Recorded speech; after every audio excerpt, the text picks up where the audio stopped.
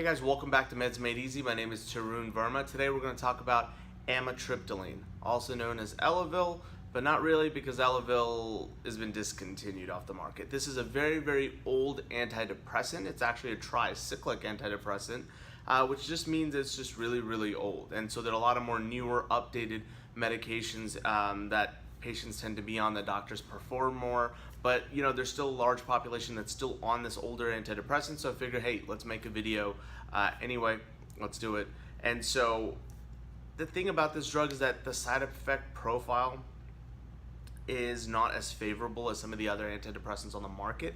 So, and you know, newer drugs tend to be cleaner, side effect profiles tend to be more effective. This medication can be used for a lot of different things. Now, FDA approved, it's only for depression, but off-label uses, I mean, doctors use this for insomnia, all types of like pain, neuropathic fibromyalgia pain, IBS, irritable bowel syndrome, migraines. I mean, it can be used for a lot of different things. And again, so in medicine, we kind of want a targeted response. So we're going to usually try to go with antidepressants that are going to specifically work where we need it to work. This one kind of hits a lot of different things in the body, which is good for those things. Like you see it a lot in migraine therapy and things like that, as like third line or whatever line of therapy for migraines. I won't go over dosing just because dosing is custom tailored by your doctor, but generally you take this a few times a day. It generally kicks in pretty quick and it kind of wears off, so you kind of have to take this several times a day, which is another reason why you don't see it too much in practice. And also it takes 4 to 8 weeks to see a full effect. Meanwhile, other antidepressants take about half that time. Yeah, about half that time. Yeah, I was thinking about it. Yeah, about half that time, about 4 weeks. But this one's about 8 weeks. It could be up to 4, depending on your body, but it could be up to 8 weeks to really see the full effect.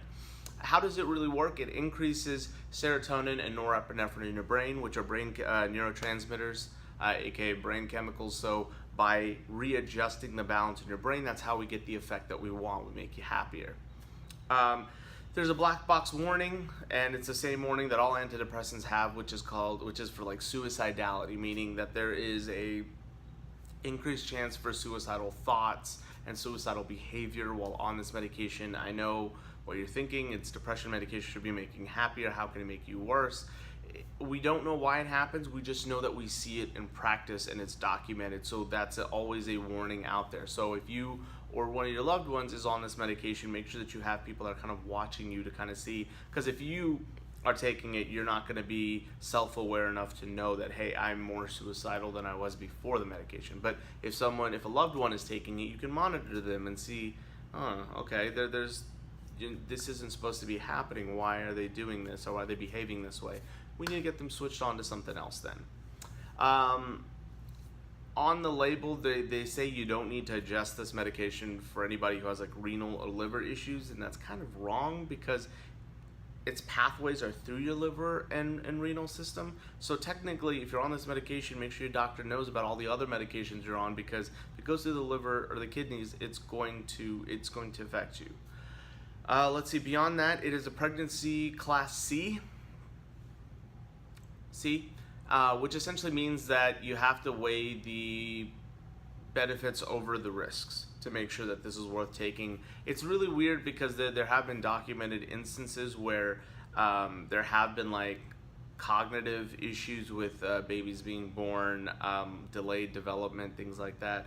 But the studies say that they're casual relationships, meaning we can't for sure say that they're linked to this medication. It could have been due to other things, but there's enough of this happening to where they're saying, hey, there might be a relationship with this medication and then fetuses being affected.